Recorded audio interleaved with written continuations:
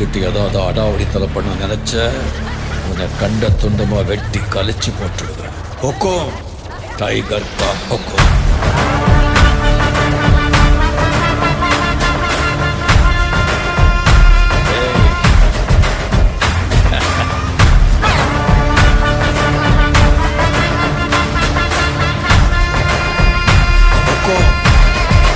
tiger